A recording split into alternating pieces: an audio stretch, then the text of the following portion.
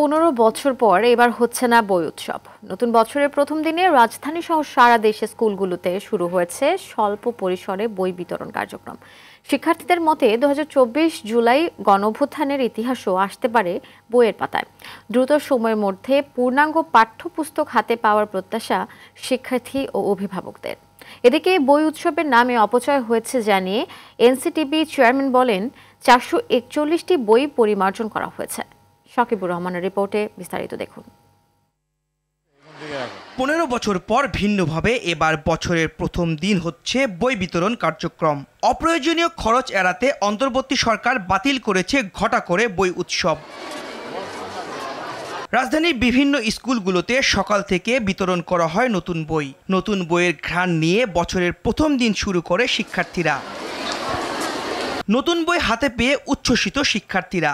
ইতিহাস ও তথ্য বিকৃতি করে আর যেন পাঠ্যপুস্তকে না আসে সেই দাবি জানান শিক্ষার্থীরা। যদি ভুল তথ্য থাকে তাহলে আসলে আমাদের যে জ্ঞানটা আমরা লাভ করি সেটাও তো আসলে ভুল হয়ে থাকে। বইগুলো ছাপানোর পর একবার বইগুলোকে চেক করা উচিত ঠিক মতো, যে সেগুলো আদৌ ঠিক আছে কিনা বা সমস্যা হবে কিনা। দ্রুত সময়ের মধ্যে পূর্ণাঙ্গ পাঠ্যপুস্তক হাতে পাওয়ার প্রত্যাশা শিক্ষার্থী ও অভিভাবকদের। আমার অনেক ভালো লাগতেছে এই উৎসবটায় অংশগ্রহণ করতে পেরে। এদিকে ময়মনসিংহে উৎসবমুখর পরিবেশে বই বিতরণ শুরু হয়েছে।